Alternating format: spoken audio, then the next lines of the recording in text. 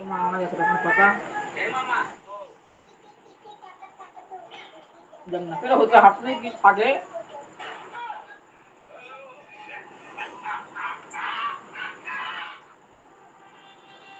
শুয়ে হাত পুড়াবে, এটা ভেঙে যাবে।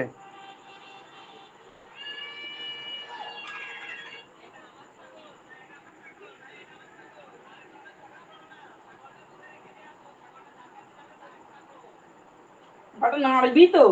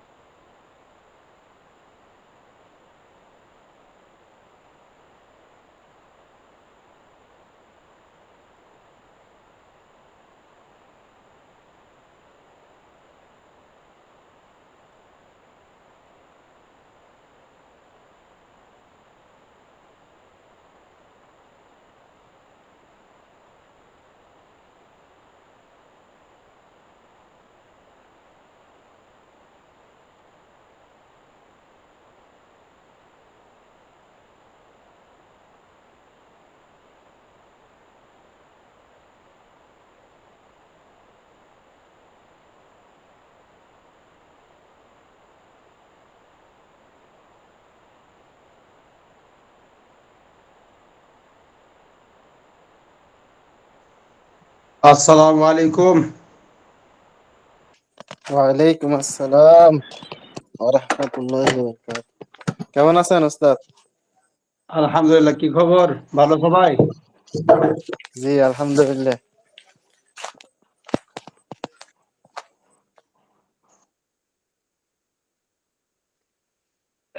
জেনারেল ভাই কথা বলেন।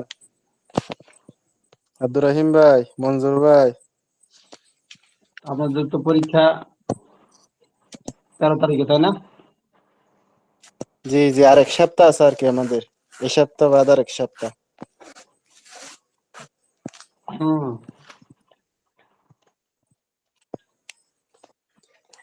আপনার ক্লাস আর একটা পাবো আর কি, এরপরে পরীক্ষার ক্লাস পাবো আর কি। হ্যাঁ, আরেকটা পাবেন। জি জি।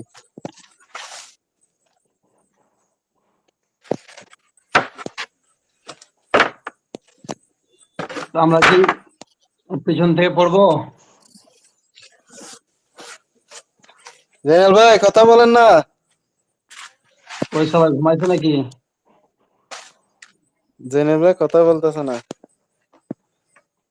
বাকিরা সব কোথায় গেল? শেখ সাহেদি ভাই আব্দুর ছিল, রহিম ভাই। উনিও তো বের হয়ে গেছে। আব্দুর রহিম আসসালামু ভাই ছিল। আলাইকুম। ওয়ালাইকুম স্যার ভালো আসসালাম। আছে? স্যার টাইম তো কমে আলহামদুলিল্লাহ। এসছে, এবার আমি তালিম ফালিম পড়ে সবে আসলাম। আচ্ছা, মাশাআল্লাহ।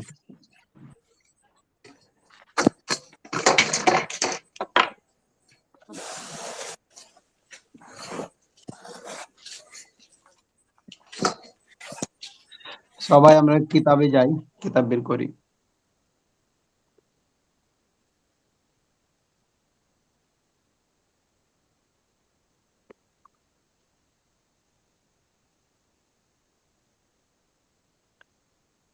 আপনাদের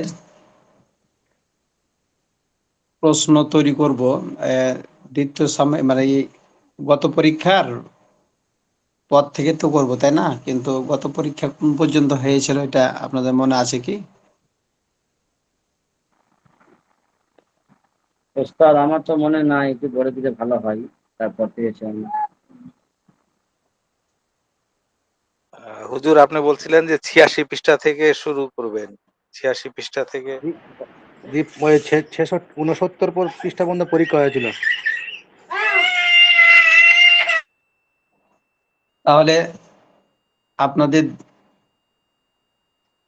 ৮০ পৃষ্ঠা থেকে প্রশ্ন করবো, শুরু করব। দেখি ৮০ পৃষ্ঠা বের করি তো।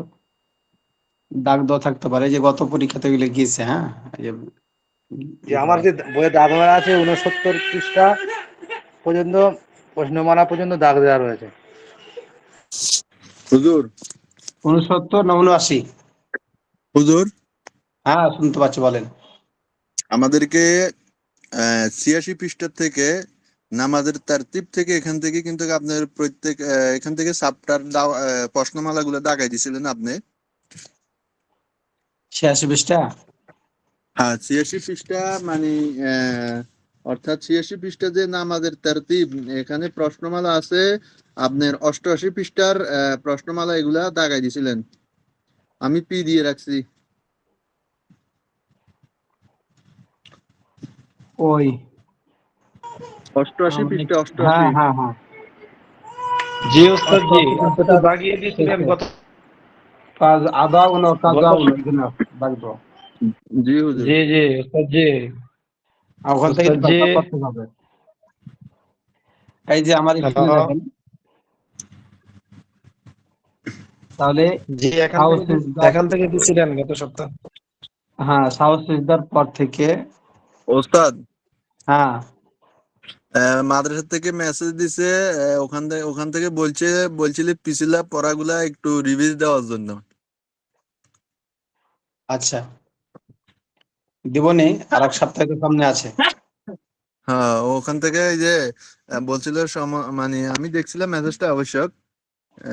আপনার ওই যে লিখতেছে, সকল ওস্তাদগণ দয়া করে পরীক্ষার সংক্রান্ত বিষয় নিয়ে পরীক্ষার সিলেবাস নিয়ে এবং এগুলারই হুজুর হ্যাঁ আমি দেখছি প্রশ্ন তো। করা। হুজুর তো হ্যাঁ হ্যাঁ সেই জন্যই তো জিজ্ঞাসা করে নিচ্ছে যে ওইটাই।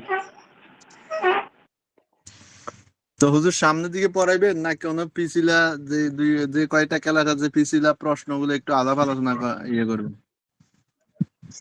না না, যেগুলো পড়তে বুঝে সেগুলো বলে দেবে। আচ্ছা, তাহলে আমরা পরীক্ষা শুরু করব, মানে পরীক্ষা পড়া পূর্ব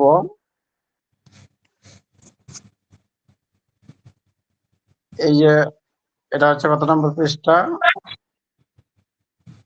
89 পৃষ্ঠা, সাহুর সিজদা। এখান থেকে কিন্তু শুরু হবে পরীক্ষার প্রশ্ন তৈরি করতে, বুঝতে পারলেন? হ্যাঁ, একদম শেষ পর্যন্ত। শেষ কত নম্বর পৃষ্ঠাতে হয়েছিল মনে আছে? 100 কত নম্বর পৃষ্ঠা?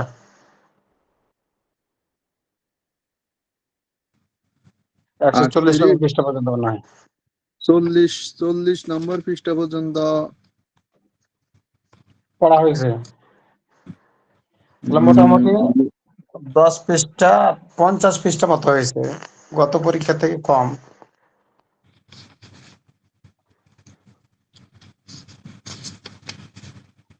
পঞ্চাশ পৃষ্ঠা। হুজুর 42 নম্বর পৃষ্ঠা পর্যন্ত পড়া হয়েছিল আমগো মনে। হ্যাঁ, 44 নম্বর, 44, 45, 46। আমার এখানে আপনার 45 নম্বর পৃষ্ঠাতে বি দেওয়া আছে প্রশ্নমালা গুলো। রোজার কাফারা এগুলো হয়েছে, হ্যাঁ, রোজার কাফারা ওখান থেকে হবে। ওটা হচ্ছে আপনার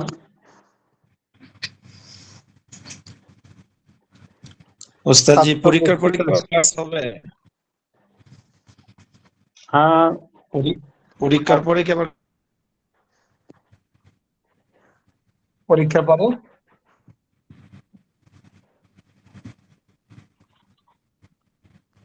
শুনতেছি না, আওয়াজ বন্ধ হয়ে গেল মনে হচ্ছে। আমার কথা শোনা যাচ্ছে?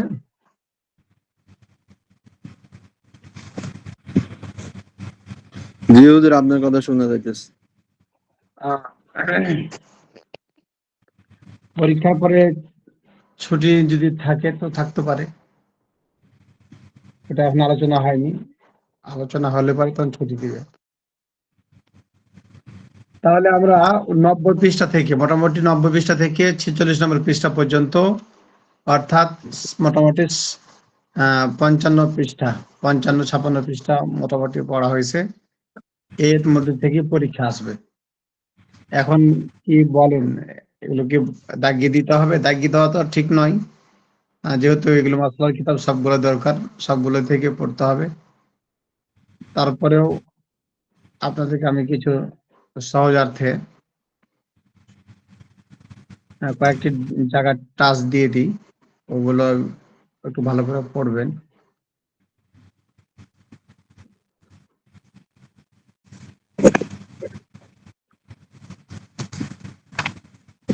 তাহলে শেষ দিক থেকে আমরা উপর দিকে যাই।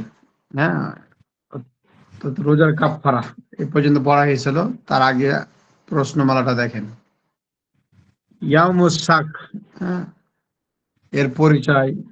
সন্দেহ দিন, সন্দেহের দিন কি নিয়তে রোজা রাখা মাকরু, এখানে কিছু প্রশ্ন আছে। আচ্ছা, তার আগে দেখি আর কি প্রশ্ন আছে। আচ্ছা, আমরা আগে চলে যাই, চলে যাই আমরা 90 পৃষ্ঠা চলে যাই, ডাইরেক্ট 90 পৃষ্ঠা, 89 পৃষ্ঠা। ওখান থেকে আমি একটু বলতে চাই। আমি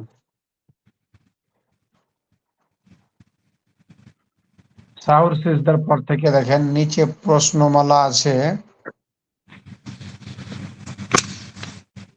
কই, হ্যাঁ, প্রশ্নমালা আছে একদম 93 পৃষ্ঠা,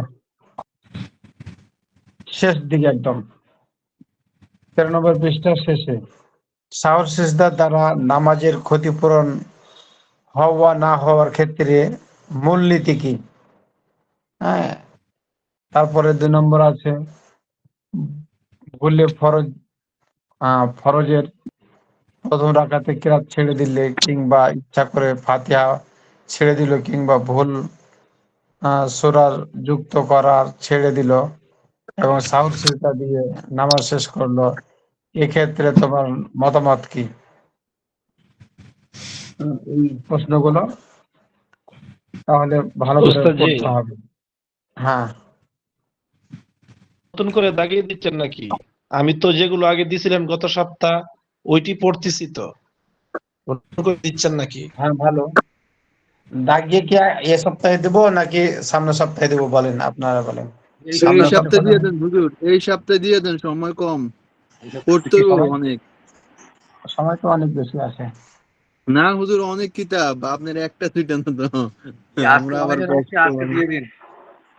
আজকা দিয়ে দেন হুজুর। আজকেই দিয়ে দেবো বলছেন? জি জি হুজুর, পড়তে হবে হুজুর। আচ্ছা, ঠিক আছে, ওই যে আমার স্ক্রিনের দিকে তাকান। 93 পৃষ্ঠার শেষে, 93 পৃষ্ঠার শেষে এই জায়গাতে প্রশ্ন আছে, দেখেন। এই প্রশ্ন মালাটি ভালো করে পড়বেন। আর পি লিখে দিলাম আমি, বুঝছেন? তারপরে নিচে যান, তেলাওয়াতে সিজদা, এখানে আরো কিছু প্রশ্ন আছে।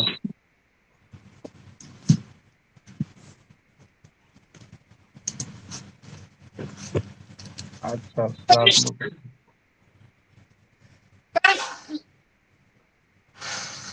এটা তো দাগ দেন। 97 পৃষ্ঠা প্রশ্নমালা,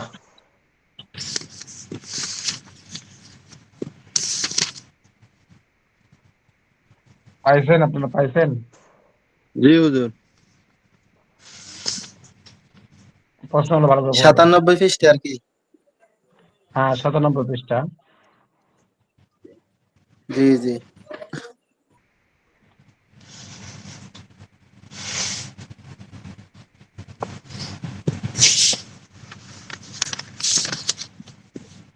এখানে কয়েকটা প্রশ্ন আছে, এই প্রশ্নগুলো অবশ্যই আসবে। এটা হচ্ছে 102 নম্বর পৃষ্ঠা। সালাতুল খওফ পড়া সূরাত বয়ান করো। হ্যাঁ, কুসুফ ও খুসুফের নামাজের পার্থক্য বর্ণনা করো। অবশ্যই এই নামাজের সূরাতগুলো আসবে। আর তারপরে কুসুফ সংক্রান্ত হাদিসটি বলো। 5 নম্বর ইস্তেসকা এর অর্থ। ইস্তেসকা এর 6 নম্বর ইস্তেসকা এর জন্য বের হওয়া মুস্তাহাব বলো, মুস্তাহাব গুলো বলো। রুমাল উল্টা করার উদ্দেশ্য ও তরিকা আলোচনা করো। এটা দাগ দেন তাও। এটা এখান থেকে প্রশ্ন অবশ্যই আসবে।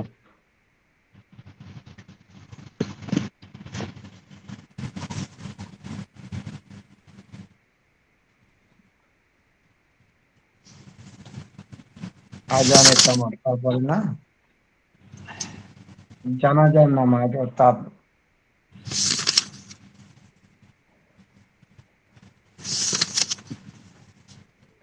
গোসলের তরিকা কয়েকটি।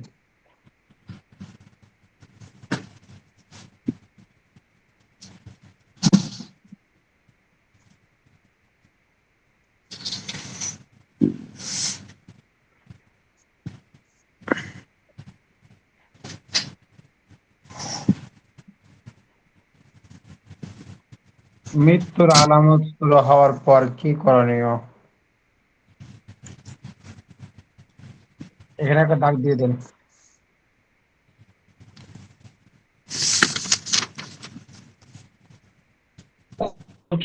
দিয়েছেন?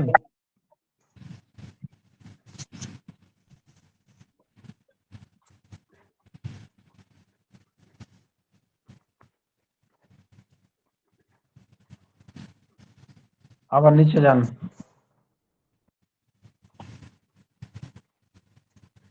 এগুলো তো কি লেখা আছে কিনা আগে থেকে।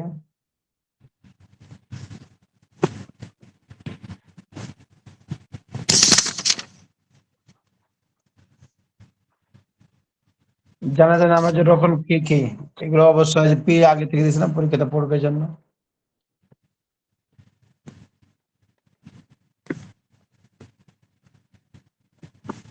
এটাতে দাগ দেন 13 নম্বর।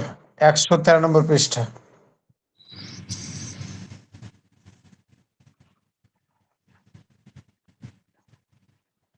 113 পৃষ্ঠা পাইছেন? জি হুজুর।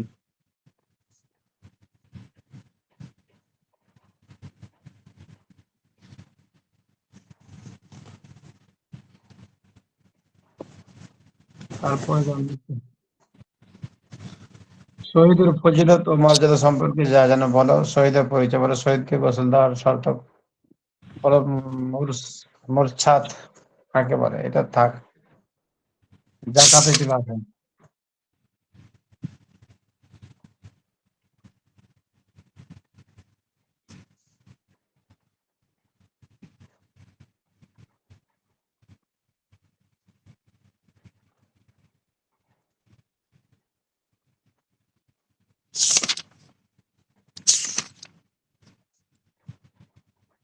জাকাত 124 পৃষ্ঠা।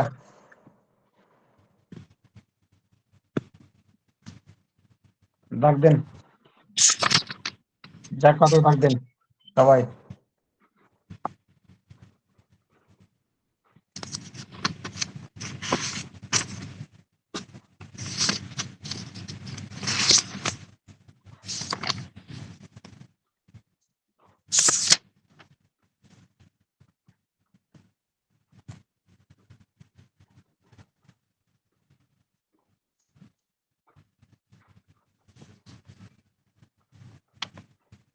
ডাইন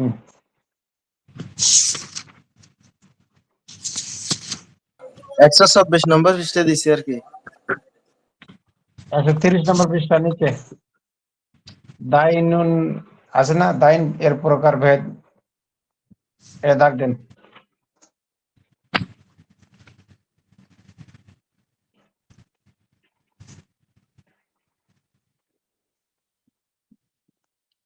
পাইছেন 130 পৃষ্ঠা? জি জি পাইছি, দিছি।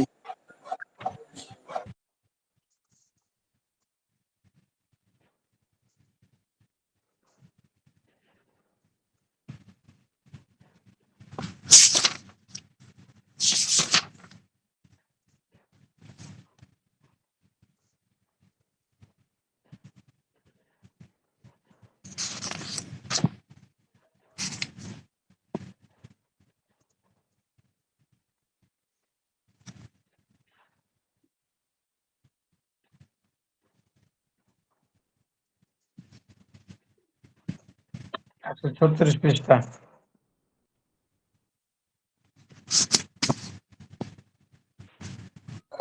36 না 34? 36, 3-6। জাকাত ফরজ হওয়া এবং সাদাকাতুল ফিতর ওয়াজিব হওয়ার, হ্যাঁ হ্যাঁ এটা হ্যাঁ।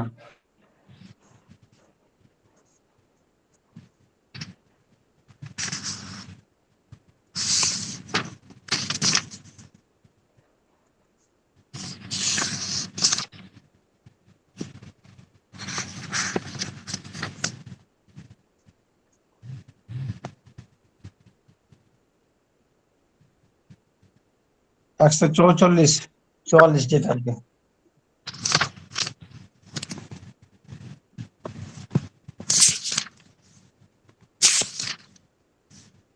পাইছেন? কখন স্যার দেখা যাবে, দেখা ছাড়াই রমজান সাব্যস্ত হয়ে যাবে এখান থেকে?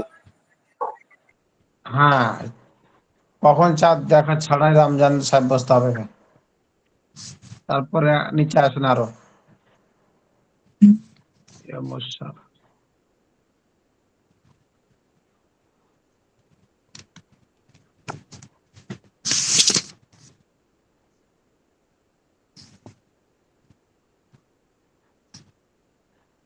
তারপর যে এটা দেন 145 পৃষ্ঠায় ইয়াম ও শাকের পরিচয়, সন্দেহের দিন নিয়াতে রোজা খায়, এই তো দেন ডাক।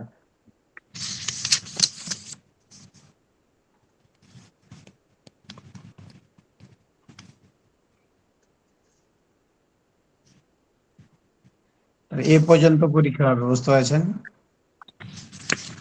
এই প্রশ্নগুলো ভালো করে পড়তে হবে ইনশাআল্লাহ। সহজ একদম প্রশ্ন করা হবে, আর যাতে সবাই পারেন আপনারা। তার মানে এই নয় যে সবই সহজ থাকবে বা সবগুলোই এত বেশি সহজ থাকবে যে সবগুলোই মানে সব মিলিয়ে থাকবে আর কি। তবে সবগুলো আপনারা পারবেন।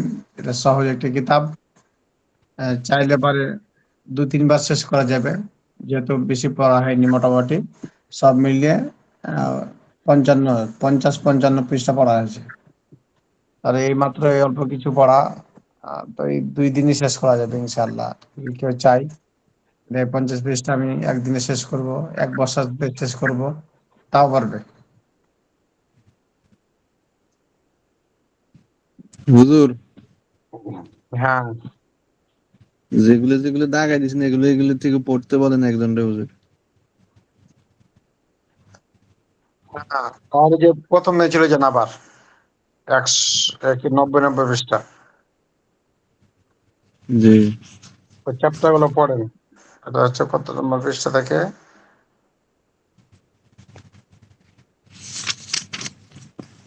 এই যে তাওর সিজদা থেকে পড়েন। সহজ সেজদা থেকে। জি, নাজমুল ভাই শুরু করেন, একদম পড়েন। একটানা আজকে রাতে 12টা পর্যন্ত সব শেষ দিলাম আজকে ইনশাআল্লাহ। সাওর সিজদা এখান থেকে পড়েন একজন।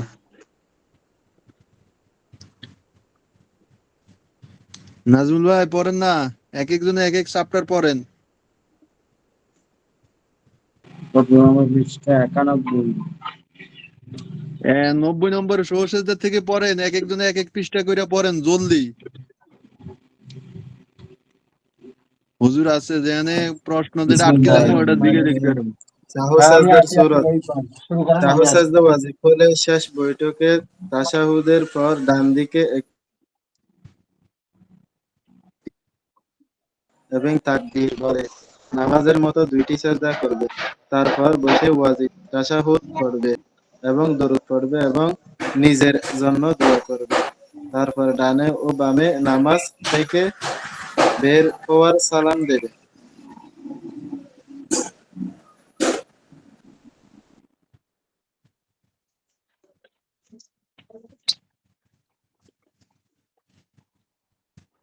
পড়তে থাকেন। বিসমিল্লাহির রহমানির রহিম।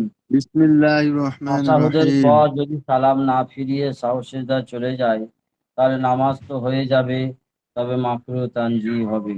ফরজ বা ওয়াজিব তরক হইলে নামাজের ভিতরে থাকা অবস্থায় যত সম্ভব কাজা করতে হবে। যদি মনে না পড়ে এবং নামাজ থেকে বের হয়ে যায়, তাহলে ফরজের ক্ষেত্রে নামাজ বাতিল হয়ে যাবে, ওয়াজিবের ক্ষেত্রে বাতিল হবে না।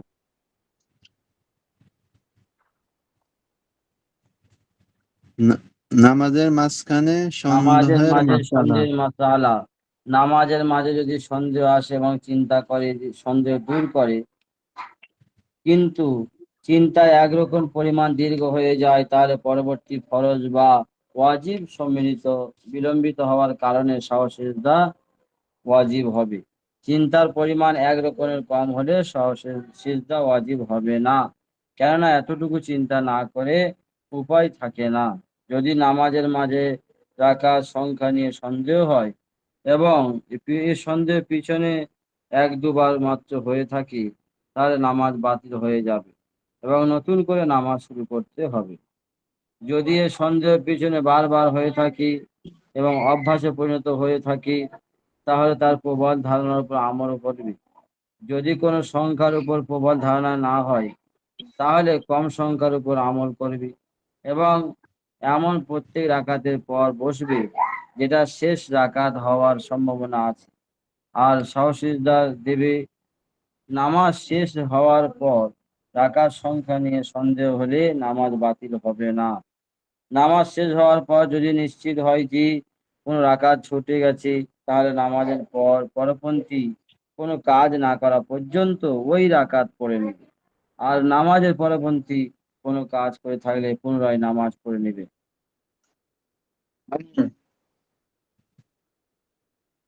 আরেকজন পড়েন, শেষ সবাই পড়েন। রাকা জি। যদি তুমি শেষ শেষ বৈঠক ভুলে অতিরিক্ত রাকাতের জন্য দাঁড়িয়ে যাও, আর সিজদায় যাওয়ার আগে মনে পড়ে যায়, তাহলে তোমার কর্তব্য হলো শেষ বৈঠকে ফিরে আসা এবং সাহস সিজদা দেওয়া। আর যদি রাকাতের সিজদা দিয়ে ফেলো, তাহলে তোমার ফরজ বাতিল হয়ে যাবে এবং নামাজটি নফল হয়ে যাবে। এখন আর এক রাকাত যোগ করে নাও, যাতে এই 2 রাকাত নফল হয়ে যায়, তবে সাহস সিজদা ওয়াজিব হবে না। হুম। ওস্তাদ, এই মশলাটা তো আমি আগে জানতাম না। মানে আমাদের মনে মনে হয় যে 5 রাকাত হলো না 4 রাকাত হলো, এটা যদি 1 রকম পরিমাণ হয় তাহলে সাহস সিজদা দিতে হবে। হ্যাঁ, নাজিল ভাই ইমাম সাহেব তো কতবার এরকম পড়িয়েছেন? যদি তুমি ও, পড়ো না কেন? ওইগুলো বলা যাবে না। তুমি যদি ঘুমানোর ফরজের সুযোগ বা নেই।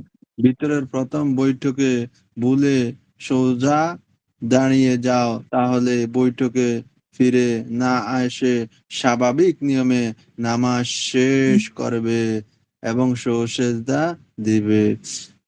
সোজা দাঁড়িয়ে যাওয়ার পর ও যদি বৈঠকে ফিরে আসো, তাহলে নামাজ ফাসিদ হবে না, তবে সেজদা ওয়াজিব হবে।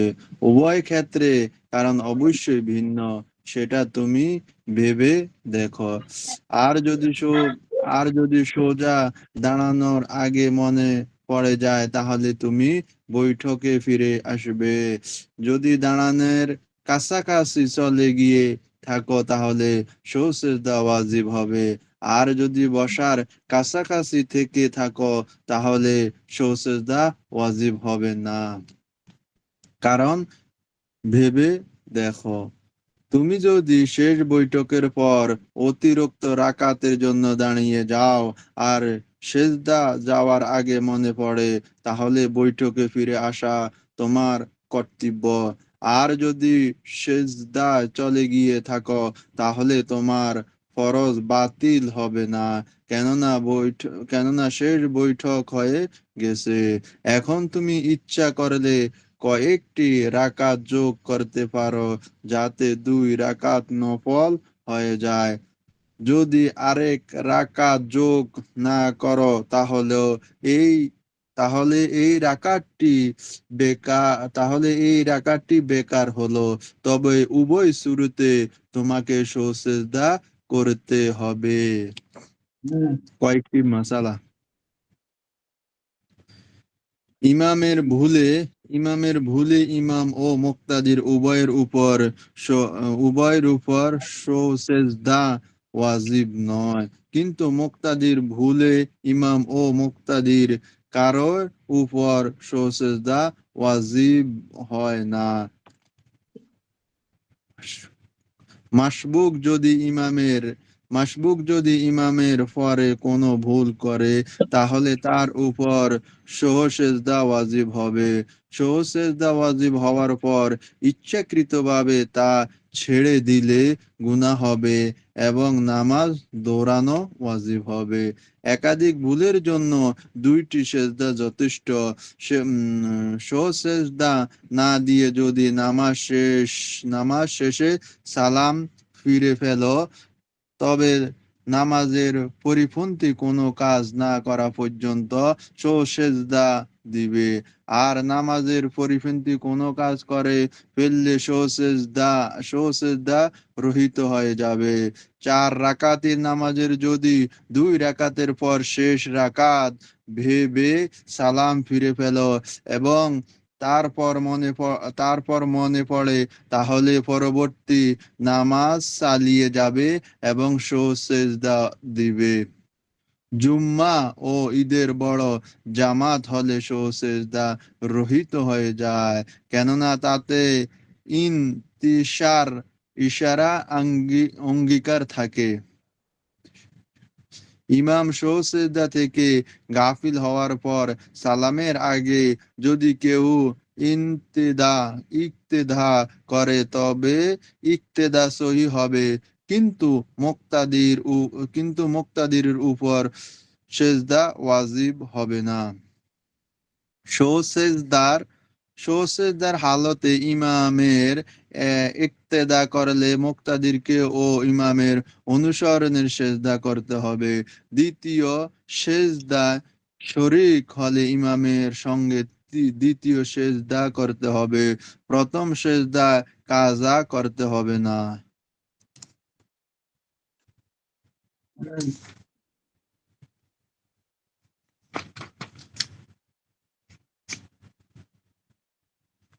হুজুর তেলাওয়াতি এটা, হ্যাঁ এটা পড়েন, এটা হচ্ছে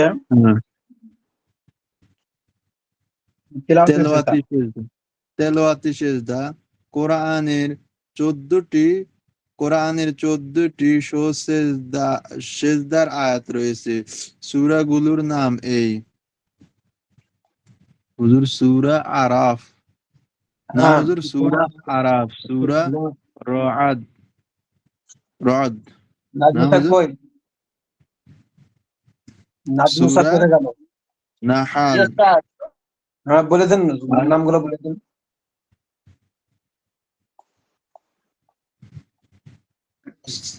আল ইসরাইল, সূরা মারিয়াম, ইসরাইল, মারিয়াম, হ্যাঁ, সূরা আউয়ালি, উলা,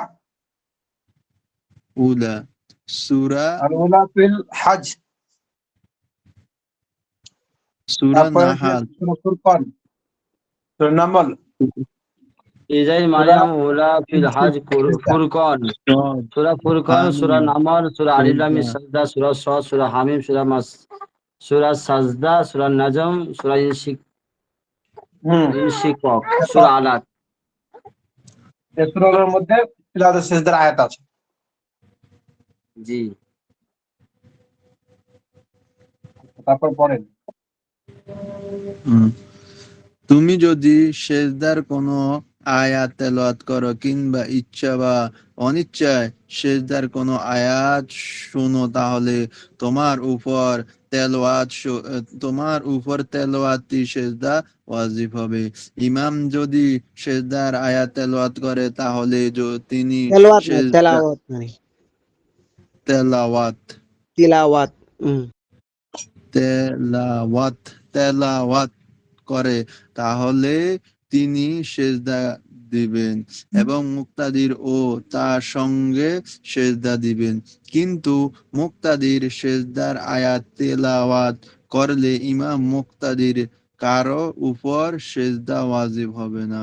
যদি তুমি সেজদার আয়াত তেলাওয়াতকারীর ইমামের পিছনে ইক্তেদা করো তাহলে তোমার উপর ও সেজদা ওয়াজিব হবে। যদি তুমি সেজদার আয়াত না শুনে থাকো। সেজদার পুরো আয়াত পড়া বা শোনা জরুরি নয়, বরং সেজদার কোনো একটি হরফ, তার আগে বা পরে একটি শব্দ পড়া বা শোনা সেজদা ওয়াজিব হওয়ার জন্যই যথেষ্ট। হ্যাঁ, হ্যাঁ, হরফ শুনলেই যথেষ্ট সিজদা ওয়াজিব হওয়ার জন্য। জি। পুরা আয়াত বা শব্দ শোনা জরুরি না। আচ্ছা, তারপরে ঘুমান্ত ঘুমান্ত বিষ মত, হুজুর এখান থেকে কি ঘুমান্ত বিষ, আচ্ছা বলুন। ঘুমান্ত বিষ মত, বিকৃত মস্তিষ্ক, বিকৃত হ্যাঁ মস্তিষ্ক। ঘুমান্ত বিষকৃত মস্তিষ্ক, হ্যাঁ সুমান্ত ঘুমান্ত ঘুমান্ত বিষকৃত বিকৃত মস্তিষ্ক, ছাগল ছাগল ছাগল বলছে আর কি। বিষ বিষ নয়, ঘুমান্ত বিকৃত বিকৃত, মস্তিষ্ক। হ্যাঁ ঘুমান্ত বিকৃত মস্তিষ্ক ও না বালক এদের তেলাওয়াতের সেজদা ওয়াজিব হয় না, বরং এদের তেলাওয়াত শ্রবণ ও সেজদা ওয়াজিব হয় না। হুজুর এটা আবার পড়ি একটু। ঘুমান্ত ঘুমান্ত বিষ বিষ কি লিখছে, ঘুমান্ত বিকৃত মস্তিষ্ক, বিকৃত মস্তিষ্ক, বিকৃত মস্তিষ্ক, হ্যাঁ, ঘুমান্ত বিকৃত মস্তিষ্ক ও মস্তিষ্ক, মস্তিষ্ক ও নাবালক না বালক বালক এদের তেলাওয়াতে সো সেজদা এদের তেলাওয়াতে সেজদা ওয়াজিব হয় না। তাইলে হুজুর ওই ছোট ছোট বাচ্চারা যে তেলাওয়াত করে এদের কার ওয়াজিব হবে না, না হুজুর? হ্যাঁ, এই যে হাফেজরা যে তেলাওয়াত করে হুজুর, এই যে হবে না, না হুজুর? এখানে ছোট কি ছোট বলছে বাচ্চা। ভালো করে বোঝা লাগবে তো। এটা ওখানে বলছে যে আহ, ওই এটা যেন একটু হুজুর এটা বুঝাই, এটা বুঝাই দেন। ঘুমান্ত তো এটা বুঝলাম। তারপরে আপনার আহ বিশ আচ্ছা আচ্ছা, আমি এটা বলছি। বিকৃত বিক ওটা কই, আমি তো খুঁজে পাচ্ছি না। 95 পৃষ্ঠা না? বিকতম বিশ হুজুর এটা 94 চুরানব্বই নম্বর পৃষ্ঠা। পৃষ্ঠার শেষে, 94 নম্বর চুরানব্বই। পৃষ্ঠার শেষে। আচ্ছা, ঘুমান্ত, তারপরে বিকৃত মস্তিষ্ক ও নাবালিগ বালক। তাহলে ঘুমান্ত একটা ব্যক্তি, বিকৃত মস্তিষ্ক যার অর্থ যাকে পাগল বলে আর কি, যার মাথা ঠিক নেই। তারপরে ও নাবালিগ, ও নাবালিগ বালক মানে যে ছোট বাচ্চা, যে এখনো প্রাপ্তবয়স্ক না, এদের তেলাওয়াতে এদের তেলাওয়াতে সেজদা ওয়াজিব হবে না, সেজদা ওয়াজিব হয় না। এবং এদের আচ্ছা তেলাওয়াত শ্রবণেও থামেন, এবং এদের তেলাওয়াত শ্রবণেও সেজদা ওয়াজিব হবে না। মানে তাহলে পাগল তেলাওয়াত করুক অথবা ঘুমন্ত ব্যক্তি ঘুমের ঘরে পড়ুক সেজদার আয়াত, অথবা নাবালিগ ছোট বাচ্চা, আহ, তারা যদি তেলাওয়াত করে তাহলে এদের উপরে সেজদা তেলাওয়াত ওয়াজিব হবে না। হ্যাঁ, কি হবে না, সেজদা তেলাওয়াতের সেজদা দেওয়া ওয়াজিব হবে না। আর ইয়াদের মুখ থেকে শুনলেও, আহ, সুস্থ মানুষ যদি এদের মুখ থেকে শুনে তারপরেও কি হবে না, সেজদা দেওয়া ওয়াজিব হবে না। তার তাহলে মানে কয়জন হুজুর ব্যক্তি? এই যে হ্যাঁ, একজন দুইজন তিনজনের তিনজনের কথা কথা দাও। বলছি। একটা ঘুমান্ত ব্যক্তি, একটা হলো পাগল, আর একটা হচ্ছে নাবালিগ মানে ছোট বাচ্চা।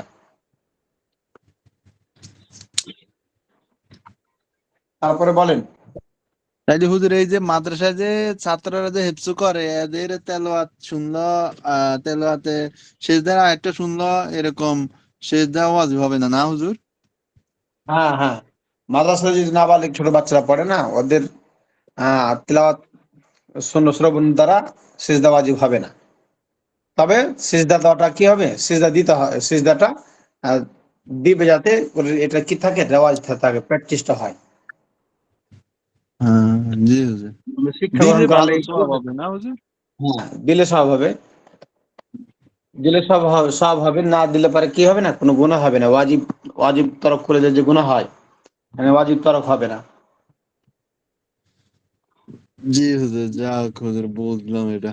হুম, তারপরে তুমি যদি এক মজলিসে সেজদার বিভিন্ন আয়াত তেলাওয়াত করো, কিংবা বিভিন্ন মজলিসে একটি সেজদার আয়াত বারবার তেলাওয়াত করো, তাহলে যতবার তেলাওয়াত করবে ততবার তোমার উপর সেজদা ওয়াজিব হবে। কিন্তু এক মজলিসে এক এক মজলিসে এক আয়াত বারবার তেলাওয়াত করলে শুধু একটি সেজদাই ওয়াজিব হবে। শ্রোতার মজলিস বিভিন্ন হলে সেজদা ও বারবার ওয়াজিব হবে। তেলাওয়াতকারীর মজলিস বিভিন্ন হোক বা অবিভিন্ন, মজলিস থেকে 2 কদমের বেশি সরে গেলে ভিন্ন মজলিসে হয়ে যাবে। তাতে ঘর ও মজলিস ছোট হোক বা বড়, বিভিন্ন ও বড় অভিন্ন মজলিসে বলে গণ্য হবে। নামাজের ভিতরে সেজদার আয়াত তেলাওয়াত করলে সঙ্গে সঙ্গে সেজদা করা ওয়াজিব।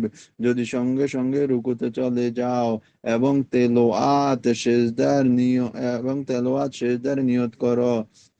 নিয়ত করে তাহলে তা যথেষ্ট হবে। কিন্তু বিলম্ব করলে রুকু বা নামাজের সেজদা যথেষ্ট হবে না, বরং আলাদা তেলাওয়াতি সেজদা করতে হবে। যদি নামাজের ভিতরে আদায় না করে তাহলে তা রহিত হয়ে যাবে এবং ওয়াজিব তরফের গুনার কারণে তওবা করতে হবে। আল্লাহ মাফ করো। যদি সেজদা করার আগে নামাজ ফাসিদ হয়ে যায় তাহলে নামাজের বাহিরে সেজদা করতে হবে। নামাজের ভিতরে তুমি যদি এমন ব্যক্তির তেলাওয়াত শোনো যে তোমার তেলাওয়াতের শরীক নয়, তাহলে নামাজ থেকে গাফিল হওয়ার পর, নামাজ থেকে ফারিদ হওয়ার পর তোমাকে সেজদা করতে হবে। এই সেজদা নামাজের ভিতরে আদায় করলে জায়েজ হবে না, বরং পরে আবার করতে হবে, তবে নামাজ ফাসিদ হবে না। ইমাম সেজদার আয়াত তেলাওয়াত করলে তুমি তা শুনলে, তারপর ইমাম তেলাওয়াত সেজদা করার আগে তুমি ইক্তেদা করলে, তাহলে ইমামের সঙ্গে তুমি সেজদা করবে। যদি ইমাম সেজদা করার পর ওই রাকাতে তুমি ইক্তেদা করো, তাহলে তুমি সেজদা পেয়েছো বলে ধারণা হবে। সুতরাং নামাজের ভিতরে বা বাইরে তোমাকে আর সেজদা করতে হবে না। তেলাওয়াতে সেজদার সূরত।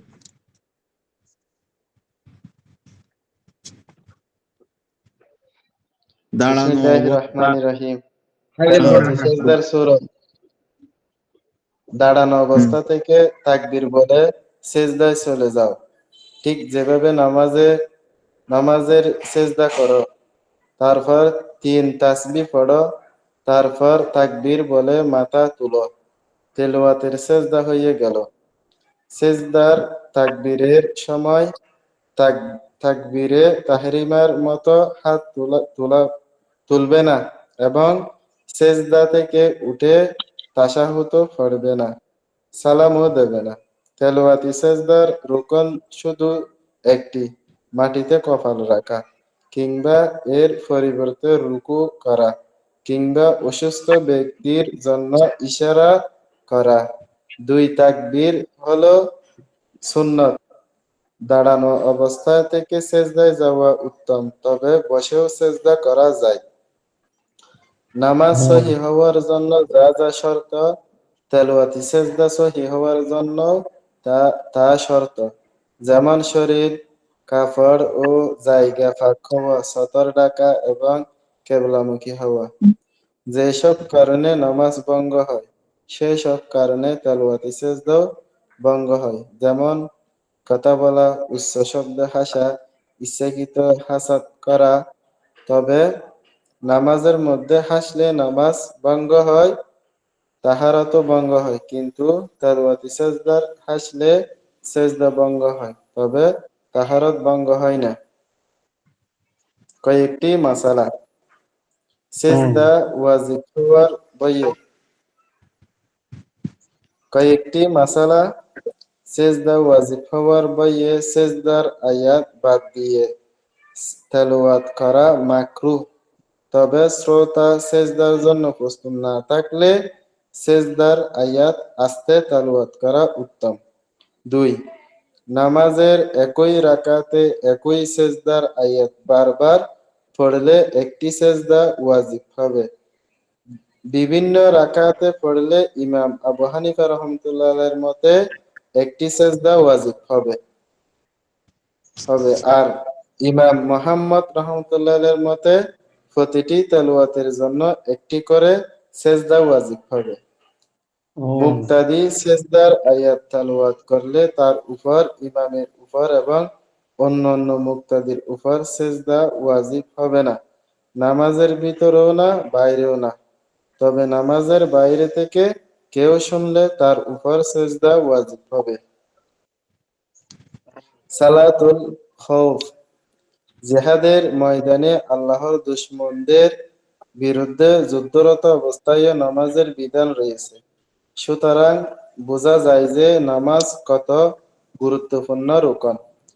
তবে শরীয়ত রঙ্গানে নামাজ আদায়ের বিধান খুব সহজ করে দিয়েছে, যাতে নামাজও আদায় হয় আর শত্রুরা হামলা করার এবং ক্ষতি সাধনের সুযোগ না পায়।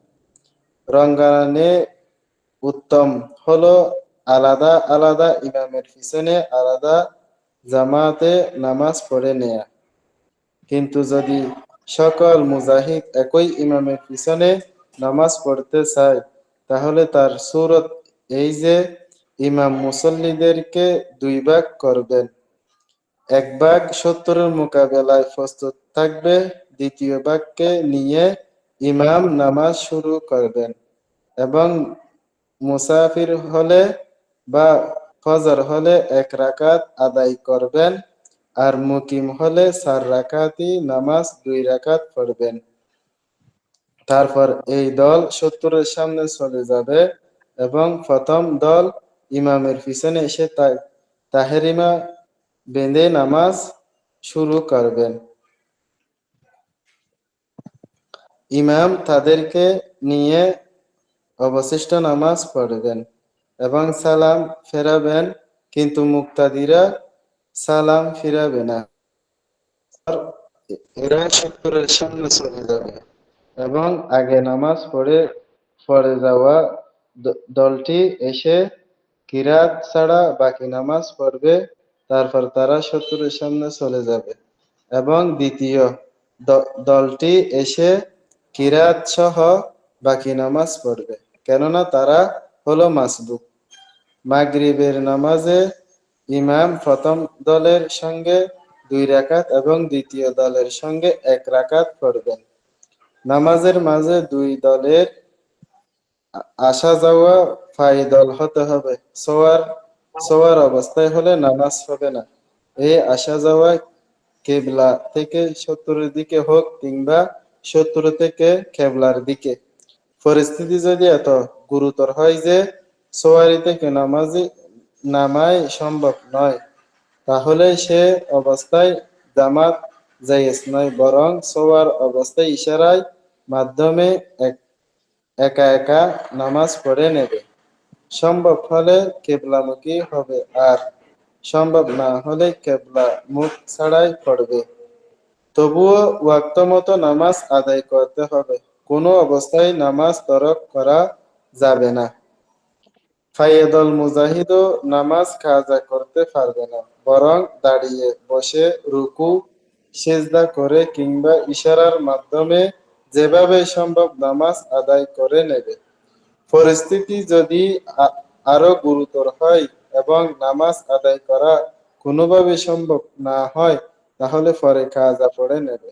যেমন গাজাওয়াতুল খান্দাকারের সময় নবী সাল্লাল্লাহু আলাইহি ওয়াসাল্লাম নামাজ কাজা হয়েছিল। কয়েকটি মাসালা: শত্রুর ভয় এবং হিংস্র প্রাণীর উভয় ক্ষেত্রে একই হুকুম। 2. সালাতুল খাউফ তখনই জায়েজ হবে যখন শত্রু সত্যই খুব কাছে থাকে এবং হামলার প্রবল আশঙ্কা থাকে। পক্ষান্তরে শত্রু যদি দূরে থাকে কিংবা শত্রু আছে বলে ধারণা ছিল, আসলে শত্রু ছিল না, সালাতুল খাউফ পড়লে তা জায়েজ হবে না। নামাজের অবস্থায় শুধু শত্রুর সামনে দাঁড়িয়ে থাকার অনুমতি রয়েছে। অস্ত্র চালনা বা অন্য কোনো কাজ করার অনুমতি নেই, তাহলে নামাজ নষ্ট হয়ে যাবে। কুসুফের নামাজ। শুনেন সবাই, আপনারা জি, সবাই যেখান থেকে যেগুলো দাগ দিয়ে দিলাম বা পরীক্ষাতে আসবে, এগুলো তো ভালো করে পড়বেনই। আর যেহেতু সব থেকে আমলের কিতাব হচ্ছে মাসালার কিতাব, এই জন্য কোনো পৃষ্ঠায় দরকার নেই বাদ দেওয়ার, আপনারা পড়ে যাবেন, অন্তত মাসালা গুলো ইয়াদ হবে, হল হয়ে যাবে।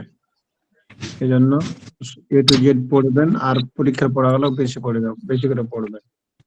বুঝতে পারছেন কি? তা আপনারা এখান থেকে পড়েন, পড়তে জি, থাকেন। জি। আমি একটু লিপ নিচ্ছি আর আপনারা পড়তে থাকেন, যতক্ষণ পারেন পড়েন, তারপরে চলে যাবেন। ঠিক আছে, আপনারা পড়তে থাকেন, আরেকজন পড়ান। কুসুফের নামাজ। কুসুফ মানে সূর্য গ্রহণ আর কুসুফ মানে চন্দ্র গ্রহণ। সূর্য গ্রহণের সময় জামাতের সাথে 2 রাকাত নামাজ পড়া সুন্নতে মুআক্কাদা। বুখারী শরীফে হযরত আবু মাসুদ আনসারী রাদিয়াল্লাহু আনহু হতে বর্ণিত আছে যে নবী সাল্লাল্লাহু আলাইহি ওয়াসাল্লামের পুত্র হযরত ইব্রাহিমের মৃত্যুর দিন সূর্যগ্রহণ হলো। তখন লোকেরা বলাবলি করলো যে নবী পুত্র ইব্রাহিমের মৃত্যুর কারণে সূর্যগ্রহণ ঘটেছে। তখন রাসূল সাল্লাল্লাহু আলাইহি ওয়াসাল্লাম মিম্বরে দাঁড়িয়ে খুতবা দিলেন এবং বললেন, সূর্য ও চন্দ্র হচ্ছে আল্লাহর দুইটি নিদর্শন। কারো মৃত্যু বা জন্মের কারণে এগুলোর গ্রহণ হয় না। তোমরা যখন তা দেখতে পাও তখন সূর্য গ্রাস মুক্ত হওয়া পর্যন্ত আল্লাহর প্রশংসা করো এবং তাকবীর ও তাসবিহ পড়ো। তারপর তিনি মিম্বর থেকে নেমে 2 রাকাত নামাজ পড়লেন। অন্যান্য বর্ণনায় জামাতের কথা রয়েছে, তাই সালাতুল কুসুফ জামাতের সাথে পড়া সুন্নাত। সালাতুল কুসুফে জামাত নেই, বরং মানুষ নিজ নিজ ঘরে একা একা 2 রাকাত নামাজ পড়বে। সালাতুল কুসুফের জামাতে আজান, ইকামত ও খুতবা নেই। নামাজ থেকে ফারিগ হয়ে সূর্য গ্রাস মুক্ত হওয়া পর্যন্ত ইমাম দোয়া করবেন আর মুক্তাদিগণ আমিন বলতে থাকবেন। কয়েকটি মাসালা। 1 নম্বর, সূর্য গ্রহণের পুরো সময়টুকু সালাত ও দুয়ায় মশগুল থাকা সুন্নাত। সুতরাং ইমাম নামাজের কিরাত ও রুকু সিজদা দীর্ঘ করবেন কিংবা নামাজের পর দোয়া দীর্ঘ করবেন। 2. গ্রহণের মতো অন্যান্য বইয়ের সময়ে জামাত ছাড়া একা একা নামাজ পড়া মুস্তাহাব, যেমন ঝড়, তুফান, জালুশ্বাস, ভীষণ অন্ধকার এবং শত্রুর হামলা ইত্যাদি। কেননা নবী সাল্লাল্লাহু আলাইহি ওয়াসাল্লাম বলেছেন, যখন তোমরা এই জাতীয় বইয়ের কিছু দেখো তখন নামাজের আশ্রয় গ্রহণ করো। জেনেবা চিনি ইস্তিসকার নামাজ। হ্যাঁ, পড়েন পড়েন, জলদি আরো স্পিরিট লাগান। কমসে কম ইস্তিসকার আজকে নামাজ, ইস্তিসকা অর্ধেক শেষ মানে করতে হবে। পছন্দ করা ও অনাবৃষ্টির সময় আল্লাহর কাছে বৃষ্টি প্রার্থনা করা। যেমন আল্লাহ রহমতের বৃষ্টি বর্ষণ করেন এবং অনাবৃষ্টির মুসিবত থেকে উদ্ধার করেন। হযরত আব্দুল্লাহ ইবনে আব্বাস রাদিয়াল্লাহু তাআলা হতে বর্ণিত আছে যে অনাবৃষ্টির মুসিবতের সময় নবী সাল্লাল্লাহু আলাইহি ওয়াসাল্লাম ঈদের নামাজের মতো 2 রাকাত নামাজ পড়েছেন। সুতরাং সুন্নত এই যে ইমাম জাহেরি কিরাতের সাথে 2 রাকাত নামাজ পড়বেন এবং নামাজের পর দুইটি খুতবা দেবেন। খুতবার পর ইমাম কেবলামুখী হয়ে রুমাল উলট করবেন, তারপর দাঁড়িয়ে 2 হাত তুলে দোয়া করবেন আর মুক্তাদিগণ বসে কেবলামুখী হয়ে আমিন আমিন বলবে, তবে তারা রুমাল উলট করবে না। ইমাম এভাবে দোয়া করবেন, হে আল্লাহ, আমাদেরকে এমন বৃষ্টিতে সজ্জিত করুন যা উদ্ধারকারী এবং উপকারী, ক্ষতিকর নয় এবং যা বিলম্বিত নয়। যে হে আল্লাহ, আপনার বান্দাদের এবং আপনার জন্তুদের পানি দান করুন এবং আপনার রহমত প্রসারিত করুন এবং আপনার মৃত্যু জনপদকে জীবন্ত করুন। হে আল্লাহ, আপনি তো আল্লাহ, আপনি ছাড়া নেই তো কোনো ইলাহ, আপনি ধনী, আমরা ফকির। সুতরাং আমাদের উপর বৃষ্টি বর্ষণ করুন এবং যে বৃষ্টি নাজিল করবেন সেটাকে আমাদের জন্য নির্ধারিত সময় পর্যন্ত শক্তি ও প্রয়োজন পূরণের মাধ্যম করুন। আবাসী এলাকার বাইরে খোলা ময়দানে পরপর 3 দিন ইস্তিসকার নামাজের জন্য বের হওয়া মুস্তাহাব এবং প্রতিদিন নামাজের জন্য বের হওয়ার আগে দান সদকা করা এবং রোজা রাখা এবং গুনাহ থেকে বেশি বেশি ইস্তিগফার করা মুস্তাহাব। বৃদ্ধ ও শিশুদেরকে এমনকি বোবা জানোয়ারগুলোকেও নিজেদের সঙ্গে নিয়ে যাওয়া মুস্তাহাব, যাতে আল্লাহর রহমতে জোশ আসে। দোয়া পুরনো পুরনো ও তালিযুক্ত কাপড় পরে বিনয়ের সাথে আল্লাহকে ভয় করে মাথা নত করে নামাজের জন্য বের হওয়া মুস্তাহাব। কয়েকটি মাসালা। এক, রুমাল উলট করার উদ্দেশ্য এই কথা প্রকাশ করা যে এতদিন আমরা গুনাহে যে অবস্থায় ছিলাম এবং যে কারণে এই মুসিবত নাজিল হয়েছে সে অবস্থায় আমরা পরিবর্তন করলাম এবং গুনাহ থেকে আনুগত্যের দিকে ফিরে এলাম। রুমাল উলট করার তরিকা এই যে রুমালের প্রান্ত উপরের দিক দিক নিচে এবং নিচের দিক উপরে নিয়ে আসবে। দুই, ইমাম বা তার প্রতিনিধি উপস্থিত না হলে ইস্তিসকার জামাত হবে না, বরং সবাই একা একা নামাজ পড়বে। তিন, ইস্তিসকা এর নামাজে আজান একামত নেই, তবে খুতবা আছে। নামাজের আজান ও একামত। আর কেউ পড়েন?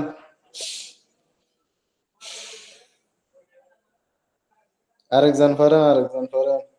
প্রশ্নমালাগুলো ধরাধরি করেন, প্রশ্নগুলো। আজান নামাজের আজান ও একামত পড়েন আরেকজন।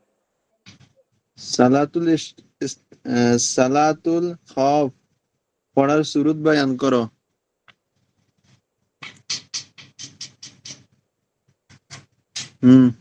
নুরুদ্দিন ভাই, ডাক্তার সাহেব।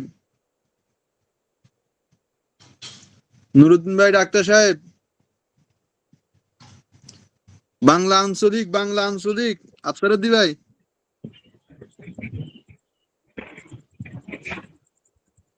ডাক্তার সাহেব, দাও বাড়িতে পৌঁছে গেছি, পড়বো এবার।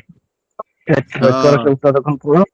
খালি রুগী দেখলে হইতো না, রুগী দেখতে তো আমরা আসতেছি, আমাদের অসুখ বোধ, টাকা টুকা নিতে পারতো না, চলে ফ্রি চিকিৎসা।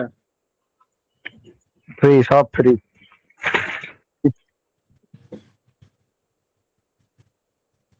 আর তাবিজ তোমার লাগলে নাজমুল ভাইয়ের কাছে চলে যাবো, বাস সব ফ্রি, কবিরাজি।